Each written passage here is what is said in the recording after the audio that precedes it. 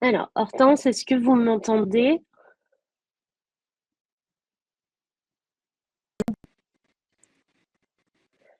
Alors, moi, ça bug un tout petit peu de mon côté. Je ne sais pas si du côté de nos participants, est-ce que vous entendez bien Hortense?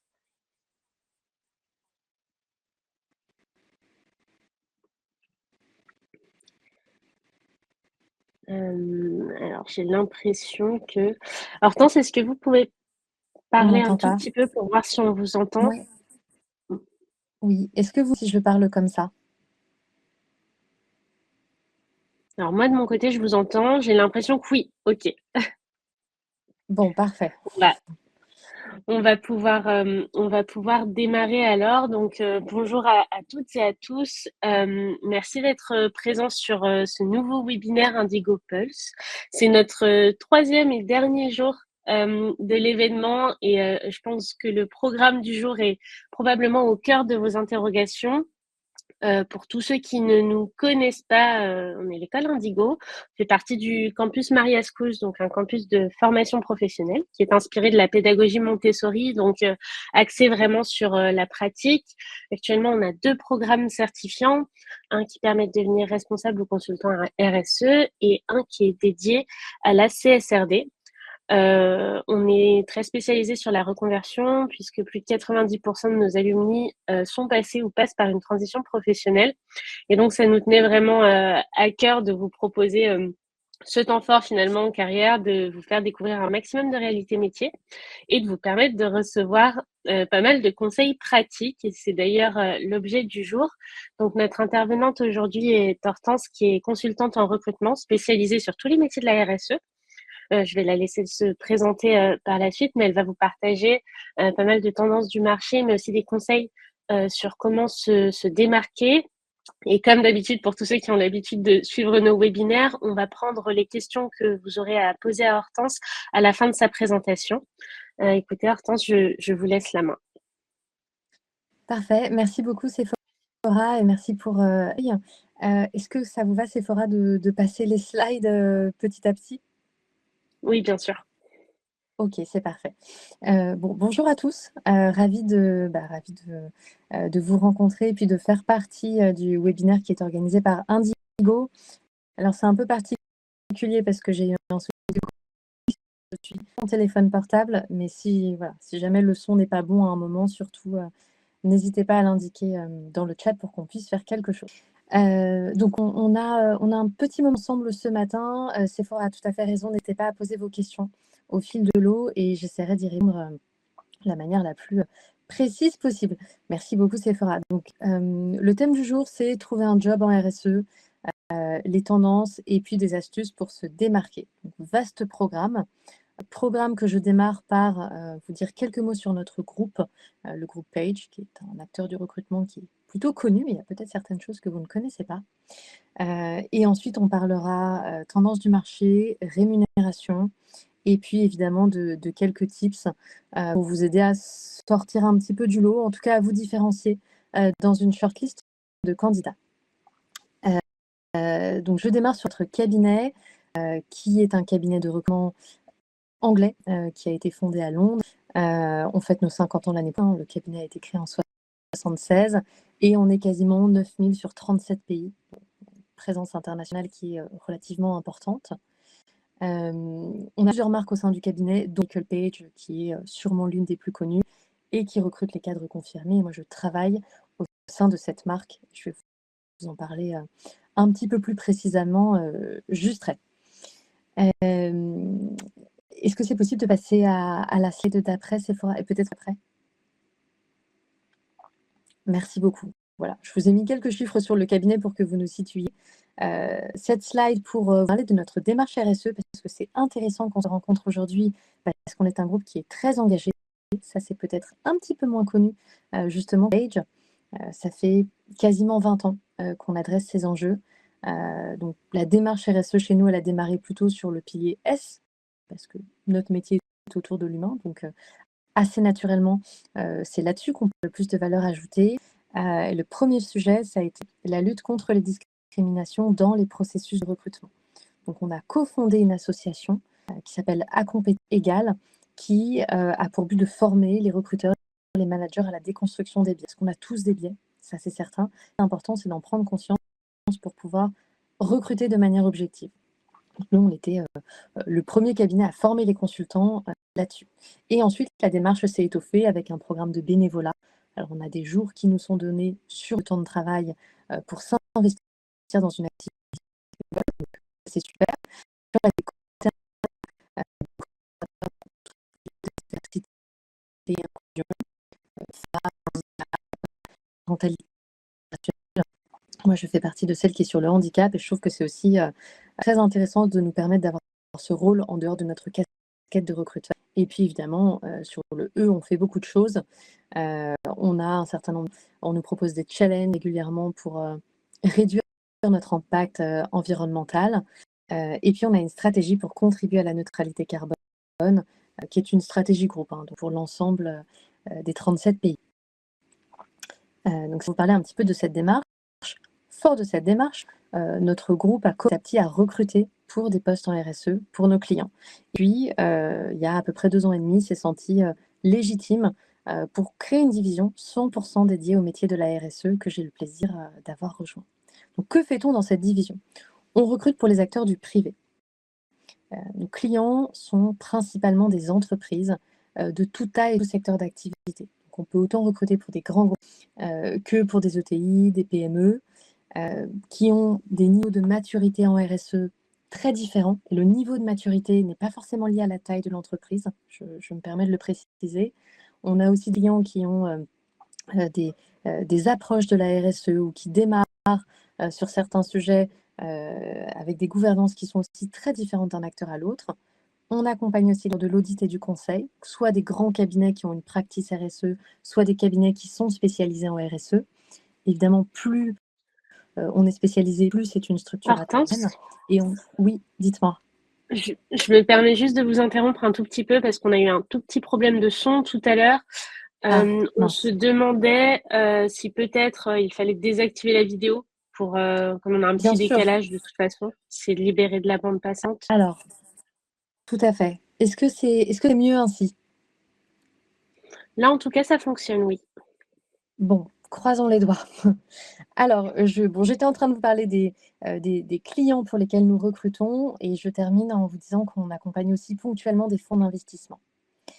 Et pour les postes pour lesquels on accompagne nos clients, c'est très varié. Ça peut être des postes très globaux où vous avez un ensemble de sujets, tant S que E.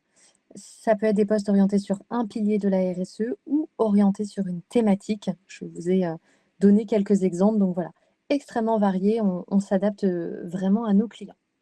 Et puis, comme on est tous des anciens des métiers pour lesquels on recrute, sans surprise, moi je viens de la RSE.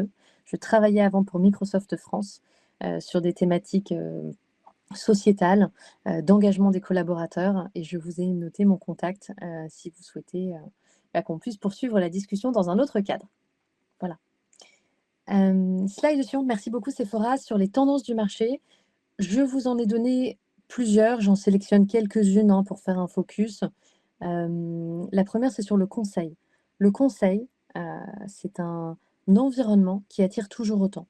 C'est une très bonne école de formation à toute étape de carrière, je dirais, parce que ça permet de se confronter à des environnements de travail, à des attentes, à des points de départ en RSE, encore une fois, très différents. Donc ça permet de développer une vraie agilité. La contrainte, c'est qu'on ne choisit pas forcément les missions ou très rarement sur lesquelles on va travailler avant d'avoir un certain niveau de seniorité. Et encore, et puis une fois la mission terminée, il faut repartir de zéro, entre guillemets, avec un autre client. Et une fois les recommandations transmises au client, on ne sait pas forcément ce qu'il advient du projet sur lequel on a travaillé. On n'est pas du côté des décideurs. Je le précise parce que ça peut parfois créer des frustrations. Un petit mot sur le réglementaire également, la CSRD, qui est au cœur de toutes les préoccupations, les discussions en ce moment. On recrute très souvent pour des postes qui sont 100% dédiés à la CSRD. Donc, c'est conduire ce projet en interne, assez souvent avec un cabinet, et puis avec l'ensemble des interlocuteurs qui vont être responsables d'un certain nombre de KPI et qu'on va mettre autour de la table. Ce qui est certain, c'est que quand ça n'est pas des postes 100% dédiés à la CSRD, presque tous les postes aujourd'hui en RSE intègrent une part de réglementaire, donc de mise en conformité par rapport à la réglementation, avec un niveau de contribution d'opérationnel, évidemment, qui va dépendre de la composition de l'équipe et puis de la maturité de l'entreprise en RSE. Et on va voir le 26 février ce que nous propose la Commission européenne suite aux propos de Stéphane Séjourné.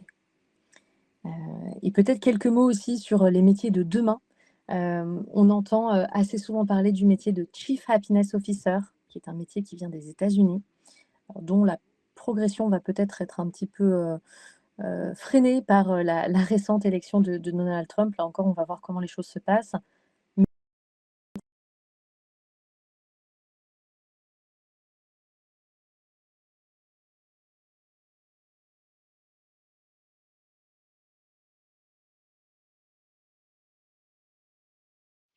Alors, de mon côté, je n'ai plus de son et je crois qu'on est plusieurs, effectivement, dans ce cas-là. Hortense, est-ce que vous nous entendez toujours?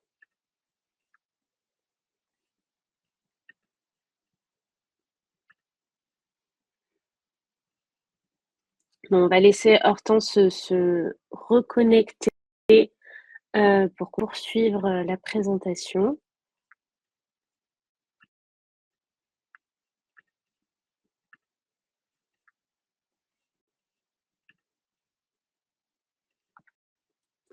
Bon, en attendant, en tout cas, ça laisse le temps de noter les métiers qui sont tendance en ce moment et ce à quoi vous pouvez vous attendre pour les années qui arrivent.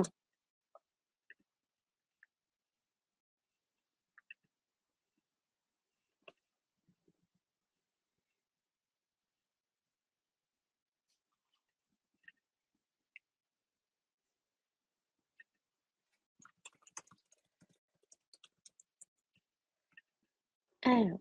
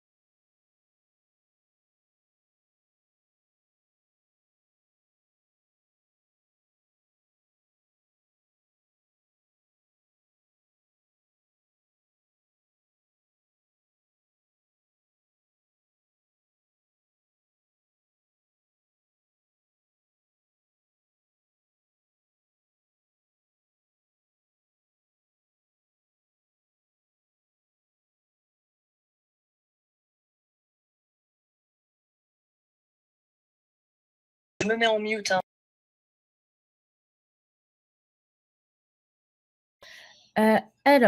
rebonjour tout le monde. Écoutez, on va essayer un petit système D. Je suis en ligne avec Hortense. Je vais la laisser s'exprimer un petit peu pour voir si vous nous entendez assez bien. Si on fonctionne comme ça, Hortense, je vous laisse me dire quelques mots pour voir si ça fonctionne. Est-ce que vous m'entendez si je parle comme ça? Ah, j'ai du oui, oui, très bien. Et ben, on va... Hop. Oui, ça fonctionne. Écoutez, Hortense, on va continuer là-dessus. Je vous laisse me dire lorsque vous changez de sujet pour que moi, je puisse afficher la bonne slide à l'écran. Mais ça a l'air de fonctionner en tout cas. Bon, parfait. Écoutez, encore navré. Donc, j'allais poursuivre sur les rémunérations, si c'est possible pour vous, Sephora, de mettre la slide. Oui. C'est tout bon.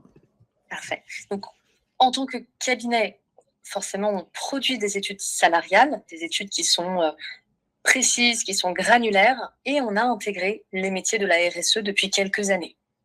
Le but étant de fournir les toutes dernières données à nos clients pour les aider à bâtir des politiques salariales au plus près du marché, et puis à nos candidats pour qu'ils comprennent leur positionnement par rapport au marché et qu'ils aient aussi des indices de marge de négociation dans le cadre de négociations salariales. À la fin de la présentation, vous aurez d'ailleurs le lien vers cette étude pour la télécharger. Je vous ai simplement mis une capture d'écran. Notez que les fourchettes sont calculées en fonction du nombre d'années d'expérience dans la fonction. Apparemment, vous êtes beaucoup de profils en reconversion et je sais que ça n'est jamais très simple de trouver le bon équilibre entre valoriser une première partie de carrière, parfois à des niveaux de salaire assez hauts, et le fait d'être junior ou récent en RSE. Donc, mon conseil, si vous ne vous retrouvez pas dans cette étude, c'est de vous fixer un seuil plancher en dessous duquel vous ne souhaitez pas ou vous ne pouvez pas descendre, et ensuite de rester assez ouvert aux propositions, sachant qu'il y a des pratiques de rémunération très différentes d'une structure à l'autre. Donc, on a des grilles assez cadrées dans le conseil et dans l'audit, mais en corporate, c'est beaucoup moins vrai. Et puis, il peut y avoir des disparités entre certains secteurs d'activité également. Je prends 2 exemples grossiers un petit peu exprès. Le secteur de la finance ou de la santé de manière générale versus le secteur de l'agroalimentaire ne vont pas proposer du tout les mêmes rémunérations pour un même niveau d'expérience attendu. Est-ce que vous m'entendez toujours correctement ?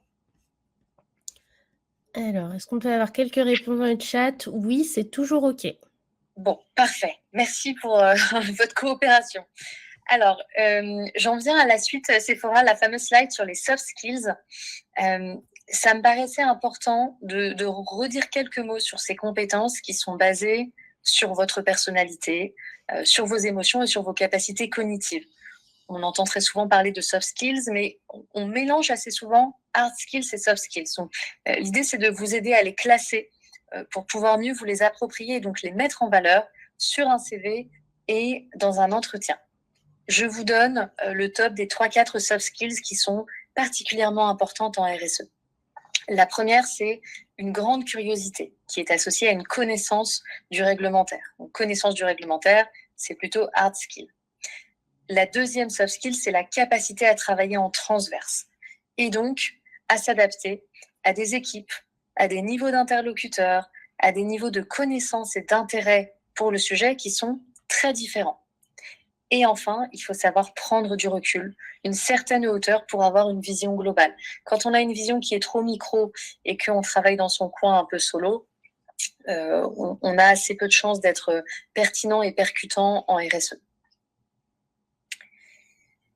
Je poursuis sur la slide du réseau, si ça vous convient, Sephora. Oui. Donc, on ne le dira jamais assez, le réseau, c'est clé pour trouver un poste. Ça ne veut pas forcément dire que vous trouverez votre prochain poste grâce au réseau, mais ça peut fortement vous y aider. Et on entend dire aussi souvent que 50% des offres sont invisibles. Donc, mon conseil, c'est soigner votre réseau.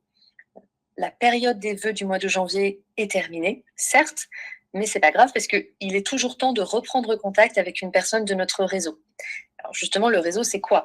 Je vous ai classé plusieurs types de réseaux. Vous avez le réseau personnel que vous connaissez bien, évidemment, votre entourage très proche, votre famille, vos amis, peut-être des cousins. Le réseau professionnel, donc des personnes avec lesquelles vous avez travaillé. J'insiste là-dessus, c'est particulièrement important de le soigner. Je vous donne l'exemple de la prise de référence. On fait très régulièrement, lors d'un process de recrutement, une prise de référence, mais on s'enquiert auprès de notre candidat du nom de la personne que l'on peut contacter avec un numéro de téléphone ou un mail. Donc, on ne fait pas de prise de référence sauvage, ça c'est interdit. Par contre, moi, ça m'est arrivé au moins 4-5 fois que des clients aillent un petit peu plus vite que moi en termes de prise de référence, parce qu'en fait, tout le monde se connaît. Et donc, vous avez un directeur RSE qui peut être votre futur N-1, N+1 demain, qui voit que vous avez travaillé dans telle entreprise, qui connaît une personne dans cette entreprise et qui va la contacter pour savoir ce qu'elle pense de vous. Les fois où ça m'est arrivé, très heureusement, c'était une bonne surprise et ma cliente ou mon client m'a dit « Ah mais oui, j'ai contacté un ancien collègue que je connais très bien et apparemment ce candidat est super. » Mais ça peut aussi être un mauvais écho. Donc, soignez votre sortie de l'entreprise autant que votre entrée et prenez soin des relations quand vous avez travaillé avec des personnes sur différents projets, parce que tout le monde se parle et tout se sait. Donc, prenez soin de ce réseau. Le réseau extra-professionnel, ce sont des personnes avec lesquelles vous avez partagé l'appartenance à un club, fait du sport, travaille sur un projet associatif. Donc, il peut y avoir aussi beaucoup de monde. Et enfin, vous avez les réseaux sociaux qu'il ne faut pas négliger. Et moi, je conseille aussi très souvent, notamment dans le cadre de reconversion, d'approcher des personnes qui ont un job ou qui travaillent dans un secteur ou une entreprise qui vous intéresse pour prendre contact. Les gens sont en général assez ouverts pour faire connaissance dans une logique de réseau. Donc, n'hésitez pas à le faire. Je poursuis sur la slide du branding personnel, si ça vous va, Sephora. Oui. Alors, ça, c'est un exercice qui est assez intéressant à faire sur soi, que l'on soit en recherche ou non. Mais si vous êtes en recherche demain, ça a d'autant plus de sens. Demandez-vous ce qui vous différencie. Quelle est votre valeur ajoutée par rapport à des personnes qui font le même métier que vous? Il y a forcément des choses qui vont ressortir. Donc, mon conseil, c'est de vous les approprier, d'en prendre connaissance et également, comme les soft skills, de les faire ressortir sur votre CV ou en entretien. Il y a des activités qui vont vous paraître très éloignées du job pour lequel vous postulez et c'est pas grave. Mais ces activités vous ont sûrement permis de développer des compétences, des soft skills qui sont tout à fait transférables vers un autre poste demain. Donc, c'est dans cette logique-là qu'il faut être. Je poursuis sur la slide du CV. Slide suivante, oui. Donc, quelques conseils pour le CV qui paraissent un petit peu basiques. Je vous ai mis mon CV de recruteur que je me suis amusée à faire. Une photo professionnelle, si vous en mettez une, ça c'est essentiel. C'est pas une photo en contre-plongée à un mariage. Ça c'est pas très pertinent. Un intitulé de poste pour dire où est-ce que vous voulez aller. Et un résumé, ça peut être intéressant. C'est l'occasion d'avoir une forme rédigée dans votre CV, parce qu'autrement, on est plutôt sous la forme de prise de notes. Et donc, ce résumé peut être construit de la façon suivante. Quelques mots sur votre passé, peut-être la formation, ça peut être quelques mots sur vos 10-15 ans de carrière, ce qui vous anime aujourd'hui, ce qui fait que finalement, vous vous tournez peut-être vers autre chose, et ce vers quoi vous voulez aller, que ce soit un secteur, un métier, un environnement particulier, un type de structure. Il faut annoncer un minimum la couleur pour permettre au lecteur de votre CV d'avoir un overview et déjà un fil conducteur avant de se plonger un peu plus longuement dans votre CV, en gardant en tête qu'on ne passe pas très longtemps sur la lecture d'un CV. Donc, il faut être pertinent le plus tôt possible. La différence soft skills, compétences, je pense que ça peut être intéressant à mettre en valeur typiquement pour un poste en RSE. Bullet point plutôt que la rédaction. Des mots-clés en gras éventuellement pour faire ressortir les quelques mots-clés qui sont importants. Je vois très souvent des profils avec du gras partout, mais quand il y a du gras partout, rien ne ressort. Donc soyez je dirais, attentifs et sélectionnez les éléments qui vont être les plus pertinents. Le lien vers votre profil LinkedIn, ça peut être intéressant aussi, à savoir que sur votre profil LinkedIn, vous n'avez pas besoin de réinventer une autre rédaction que celle qui est sur votre CV. Mais en tout cas, c'est bien d'avoir un profil qui est à jour. Éventuellement avec des centres d'intérêt, avec recommandations de personnes avec lesquelles vous avez travaillé sur des projets variés. Une page, si vous avez une carrière dans le conseil ou un certain nombre d'années d'expérience, 2 pages c'est OK, pas plus de 2 pages. Et évidemment, aucune faute. Ça paraît évident, mais je le précise tout de même. Et j'en viens, Sephora, à la slide sur les entretiens d'embauche. Simplement, vous rappelez quelques conseils pour vos futurs entretiens ou pour ceux que vous êtes en train de passer. Avant l'entretien, préparez-vous. Sous prétexte par exemple, que des candidats que je rencontre sont très chassés et très sollicités, certains ne prennent pas assez le temps de préparer un entretien.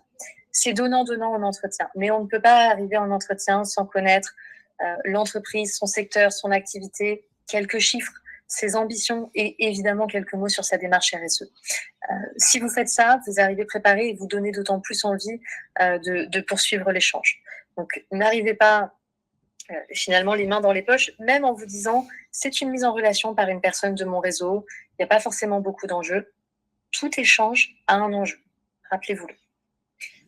Renseignez-vous sur le poste et évidemment sur la personne que vous allez rencontrer. Regardez son profil LinkedIn. Regardez depuis combien de temps elle est dans cette entreprise. Ça vous fera une question justement à lui poser. Mais qu'est-ce qui vous a attiré il y a 5 ans, il y a 7 ans, il y a 10 ans dans cette entreprise? Et qu'est-ce qui fait que vous êtes toujours aujourd'hui? C'est intéressant de connaître son historique et ses motivations. Donc, intéressez-vous à votre interlocuteur pour créer du lien. C'est mon deuxième paragraphe, créer du lien. Ayez toujours des questions à poser. Il n'est pas possible d'avoir aucune question à poser. Gardez 1 ou 2 questions pour la fin, parce que vous aurez forcément la fameuse question « Est-ce que vous avez encore des questions ou est-ce qu'on a fait le tour ?» Oui, vous avez encore des questions, vous en avez encore 1 ou 2 en l'occurrence, et elles sont tout à fait pertinentes. Assurez-vous du bon niveau de détail de votre présentation. Vous pouvez éventuellement demander combien de temps vous avez pour présenter votre parcours. Est-ce que vous avez 10 minutes? Est-ce que vous avez 20 minutes? C'est pas du tout le même niveau de détail que vous allez proposer. Assurez-vous aussi de ne pas utiliser trop d'acronymes ou si vous en utilisez, de les traduire. Peut-être pas trop de mots en anglais.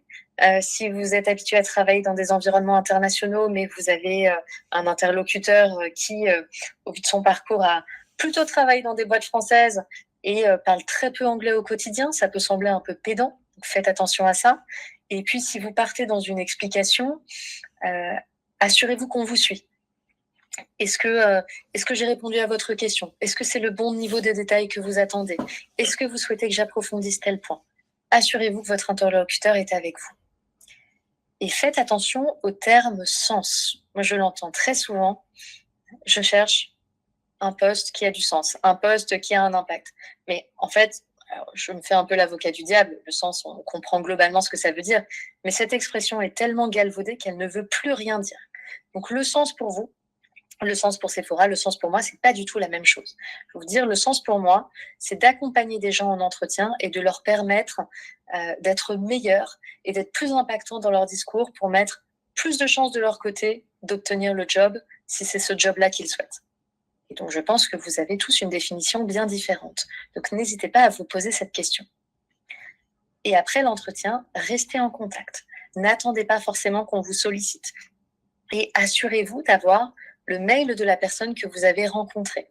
À la fin de l'entretien, vous avez répondu à toutes mes questions. Si j'ai encore une question, est-ce que je peux vous contacter? Est-ce que je peux vous la poser par mail? La personne va forcément vous dire oui.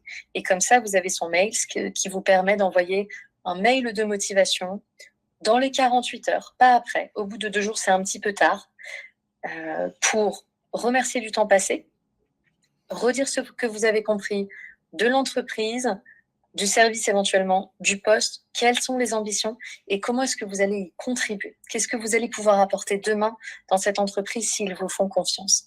Et enfin, clore votre mail en redisant votre disponibilité pour poursuivre le process. Et ça, c'est très important d'avoir ce mail pour pouvoir, si vous n'avez pas de nouvelles au bout du délai qui vous a été donné, vous permettre un mail de politesse pour redire votre intérêt. Ça peut vraiment faire la différence. Restez transparent. Moi, je rencontre beaucoup de candidats qui n'ont pas forcément envie de parler de leurs autres pistes, ce que je comprends, mais sans nommer l'entreprise, on peut quand même dire, et il faut dire, j'ai 2 process en parallèle. J'ai un process qui est bien avancé et je pense que je vais avoir un 3e et dernier entretien la semaine prochaine. Je démarre un process qui m'intéresse pour telle et telle raison, mais sachez que votre poste m'intéresse aussi particulièrement. Ne faites pas trop de rétention d'informations parce que ça peut sembler, encore une fois, un peu pédant ou un peu avoir l'impression que vous vous faites désirer et je peux vous dire que ça n'est pas très apprécié.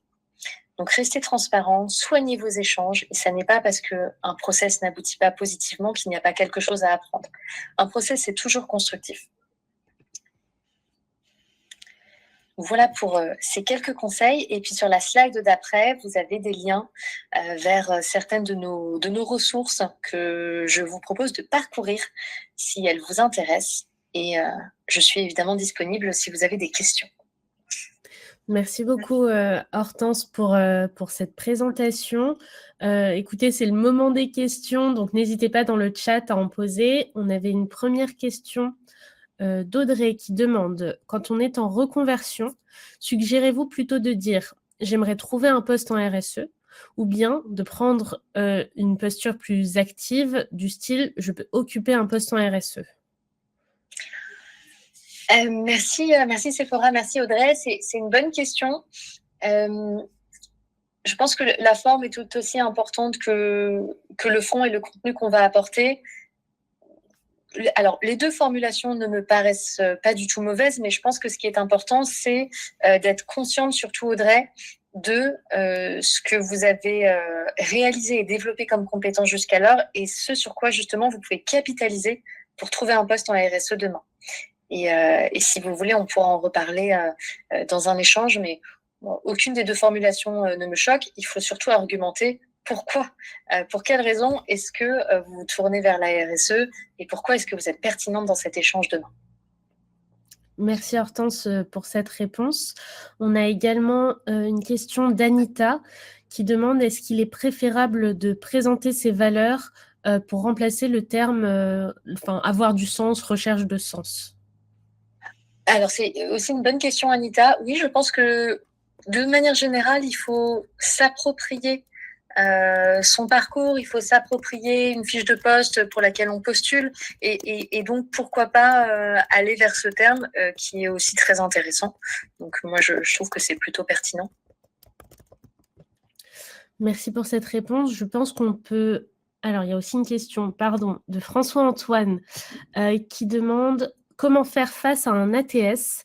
Je viens de la communication où l'on nous forme à faire des CV design et aujourd'hui, on nous dit que les CV design font bugger les ATS. Donc, comment est-ce qu'on fait? Est-ce qu'on doit envoyer un CV neutre ou personnalisé? C'est une bonne question également. Alors nous, on a une base, on a aussi un outil pour candidater. On n'a pas tellement de problèmes pour lire ce type de CV et quand on en a et qu'évidemment le profil est pertinent, on contacte forcément la personne. Donc y a ça peut être intéressant effectivement d'envoyer le CV que vous mentionnez. Évidemment de contacter la personne sur LinkedIn ou quelqu'un qui peut se rapprocher de cette personne pour dire que vous avez postulé et que vous n'êtes pas sûr que votre candidature ait été bien réceptionnée. Ça peut être intéressant aussi. Merci pour cette réponse. François-Antoine complétait: peut-on doubler avec 2 CV? Mais alors là, je ne suis pas sûre d'avoir saisi le sens. J'imagine doubler sa candidature avec un autre CV. Envoyer 2 CV, c'est-à-dire, François-Antoine? Je pense que c'est justement dans le cas où on se dirait que son premier CV n'a peut-être pas passé les ATS, de doubler sa candidature avec un autre CV. Ah, alors oui, mais après, ça dépend du poste ou des postes pour lesquels vous candidatez. Mais pareil, si vous souhaitez, François-Antoine, on pourra s'appeler et puis peut-être en discuter aussi. On a également une autre question, donc de Caroline qui demande: est-ce que les recruteurs ont des attentes différentes pour des postes de consultant RSE ou responsable RSE en interne? Si oui, quelles sont ces différences? Alors oui, Caroline, il peut y avoir beaucoup de différences. Je dirais qu'au-delà du métier, ce pourquoi c'est toujours très important pour nous de rencontrer nos clients et de vous rencontrer, parce qu'on n'envoie pas des CV sans avoir eu un échange des deux côtés, c'est pour comprendre ce qui vous anime, c'est pour comprendre chez notre client le style de management. Donc ça va renvoyer une personnalité peut-être un petit peu différente chez notre candidat. Est-ce que c'est un contexte de création et il faut partir de zéro et donc il faut être particulièrement tenace? Est-ce qu'il y a un contexte politique qui est un petit peu compliqué? Il y a beaucoup de variables en plus du poste qui peuvent rendre assez différente la recherche parce qu'on cherche un profil, mais on cherche avant tout une personne derrière ce profil. Et ensuite, alors les soft skills que je vous ai données tout à l'heure, elles sont vraiment valables pour ces deux postes, qu'on soit en cabinet ou dans un environnement corporate, en entreprise. Et après, c'est peut-être le niveau de seniorité du poste qui va influencer notre recherche. Mais il y a une vraie rencontre humaine aussi entre le manager et le futur candidat. Donc, ça joue beaucoup. Merci pour cette réponse. La question suivante, c'est celle de Sandrine qui demande quel titre de poste indiquer sur LinkedIn quand on est en reconversion avec plusieurs casquettes par le passé et maintenant ouverte à différentes options. Alors, ça, c'est une bonne question. Mais moi, je vois assez souvent, et je trouve ça judicieux, des profils qui sont ouverts à différentes options, comme vous le dites, Sandrine, des personnes qui vont rechercher côté accompagnement d'un business à impact ou accompagnement de transformation ou un poste en RSE un peu plus classique et qui n'hésitent pas à l'indiquer comme ça avec des slash. Et pourquoi pas des smileys aussi comme ça. On voit effectivement qu'il y a différentes choses. Ensuite, ce qu'il faut, c'est forcément un résumé sur le profil LinkedIn. C'est dans la rubrique info, si je ne me trompe pas, pour expliquer un petit peu plus et donner de la matière. Pourquoi est-ce qu'on a indiqué ça? D'où on vient? Voilà, exactement ce que je vous disais tout à l'heure sur le résumé, pour planter le décor et aiguiller un peu plus notre interlocuteur. Et puis, pourquoi pas indiquer votre mail, si vous êtes ouvert à cette possibilité, dans le paragraphe info de votre profil LinkedIn. Moi, je trouve ça intéressant de laisser les opportunités venir à soi. Ça facilite un petit peu le travail de recherche pour dire, voilà, ravi d'échanger avec vous sur tel et tel sujet et puis indiquer son adresse mail. Vous aurez peut-être comme ça des contacts intéressants. Merci Hortense pour cette réponse. Effectivement, n'hésitez pas à mettre de l'information à ce niveau-là. La question qui suit, c'est celle d'Isabelle qui demande « Est-ce que certains recruteurs ne vont pas être un peu surpris et trouver intrusif que l'on demande leur adresse mail, surtout si on a été chassé ?» Alors, les adresses mail, pardon, je ne suis pas sûre d'avoir saisi la question. En fin d'entretien, je pense. Ah, alors, a priori, il n'y a pas de raison. Enfin, moi, je n'ai jamais vu de client refuser de donner son adresse mail à un de mes candidats. Et si jamais c'est négatif, le mail d'entretien, vous l'adressez au cabinet de recrutement qui vous a chassé, qui le transfère à son client. Mais il faut de toute façon s'arranger pour que ce message lui parvienne. Très honnêtement, c'est rare qu'on refuse de donner son mail à un candidat qu'on a apprécié s'il a encore des questions à nous poser. Merci pour cette réponse. On a également une question d'Alexandra qui demande pour les personnes en reconversion, quelle importance apportez-vous aux diplômes, certifications ou MOOC? Alors, une grande importance. Malheureusement et heureusement, on est en France, donc le tampon qui assoit et, je dirais, crédibilise un certain nombre de connaissances est toujours très apprécié. Pas forcément que pour les profils en reconversion, mais je pense encore plus quand on est en reconversion.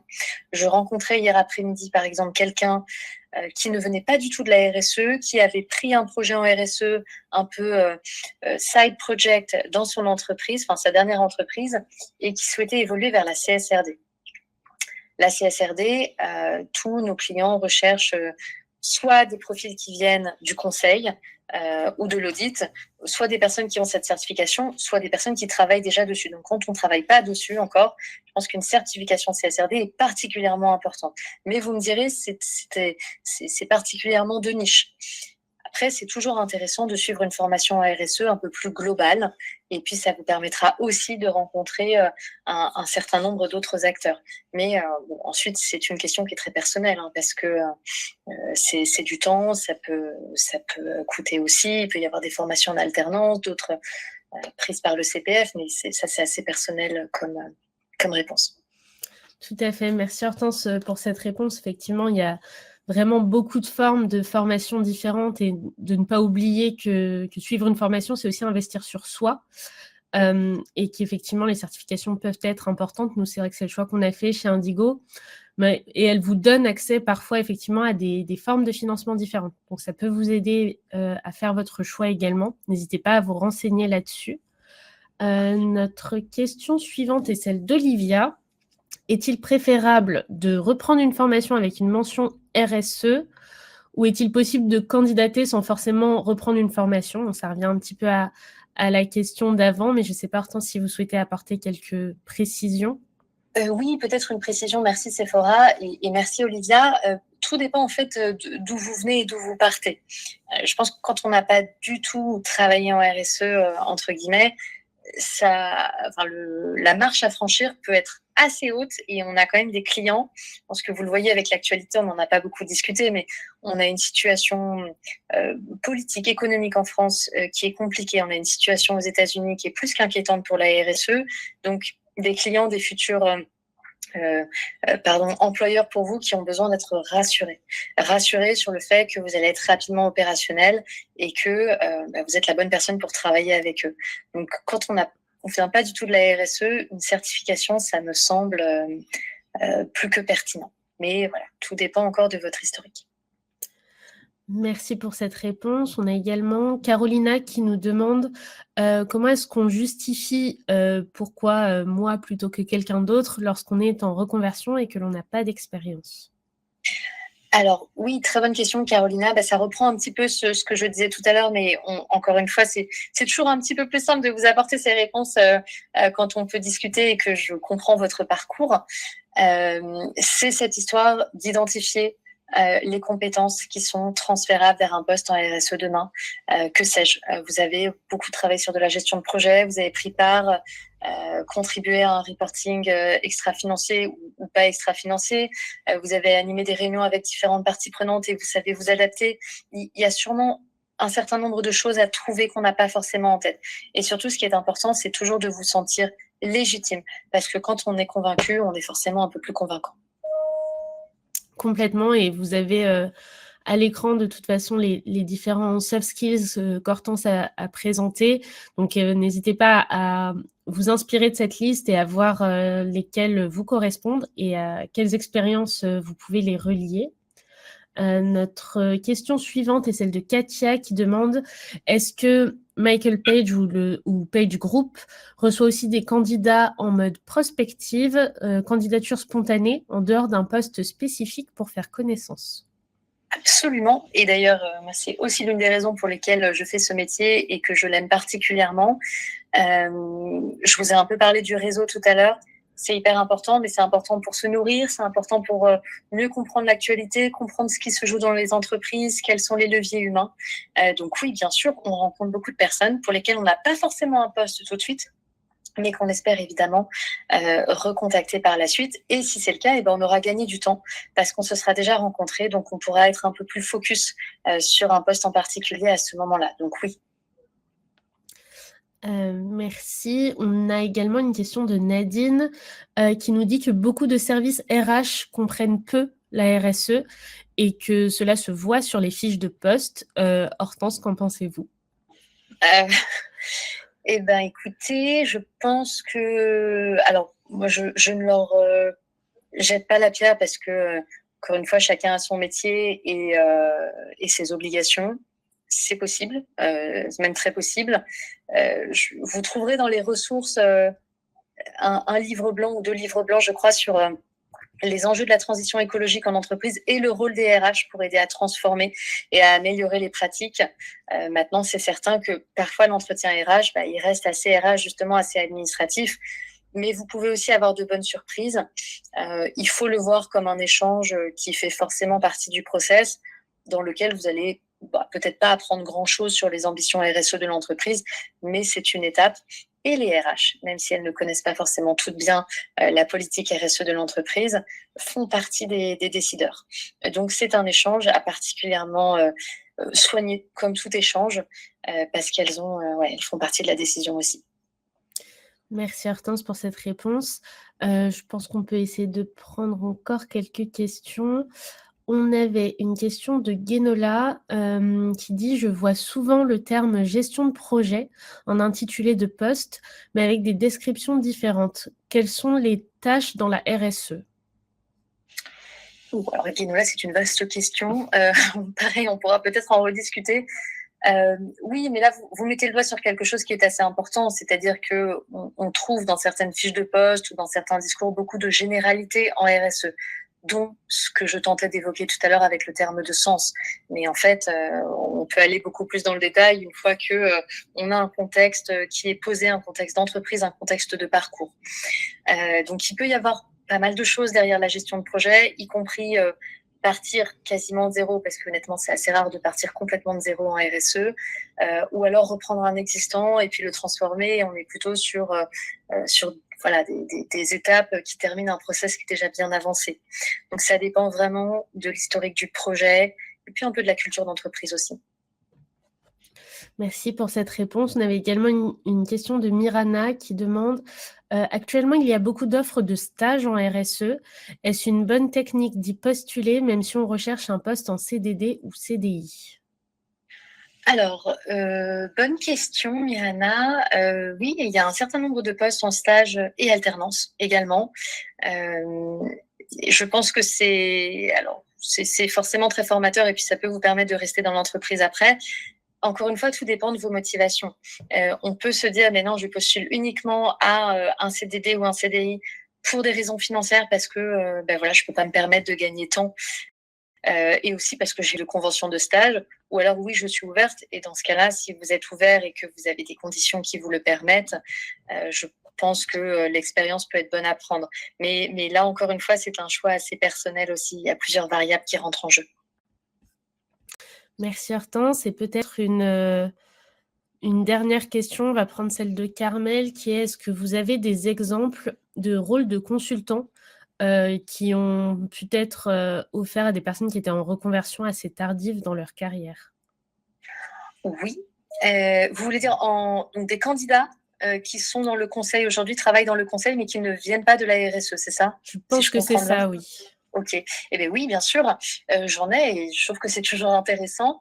Mais consultants, mais pas que d'ailleurs, mais dans le conseil, oui. Mais moi, il n'y a pas très longtemps, j'ai recruté une personne qui avait 18 ans de carrière, plutôt du côté finance. Alors vous allez me dire, il y a un lien qui est évident avec l'extra-financier, mais c'est quelqu'un qui a pris le temps de se former sur la CSRD, mais qui avait simplement fait une formation de quelques semaines et qui avait encore jamais travaillé en RSE ni sur la CSRD, et il a été recruté dans un cabinet de conseil qui a entre autres une practice RSE et qui était justement assez preneur de profils qui avait un autre regard. Donc j'ai trouvé que c'était intéressant, et puis c'est quelqu'un aussi qui avait les soft skills, le niveau de discours, la hauteur pour être face à des clients demain, mener des projets et puis manager, parce que c'était un rôle de manager. Donc oui, ça existe. Merci beaucoup Hortense pour cette réponse. Je pense qu'effectivement, on va pouvoir finir sur cette question. Donc, je tenais à vous remercier Hortense pour cette présentation, à remercier tous nos participants, à vous dire que pour ceux d'entre eux qui veulent finir en beauté cet événement avec nous, on a un dernier webinaire tout à l'heure à 15h. On va continuer à échanger sur ces thématiques de recherche d'emploi avec plusieurs partenaires, donc Talent for the Planet, Mon Job de Sens et Emploi Environnement. Pour tous ceux qui auraient des questions un petit peu plus précises, je vous donnerai accès à la présentation d'Hortense. Je vous remettrai son contact dans le mail récapitulatif. Et vous pouvez aussi contacter Cyrine, qui est notre responsable admission. Vous avez des questions par rapport aux formations, aux certifications, au financement de vos formations. N'hésitez pas à la contacter. Je mettrai également son contact dans notre petit récapitulatif. Et écoutez, à tout à l'heure pour ceux d'entre vous que je vais retrouver. Et sinon, je vous souhaite une bonne journée à tous. Bonne journée à tous. Au revoir. Au revoir.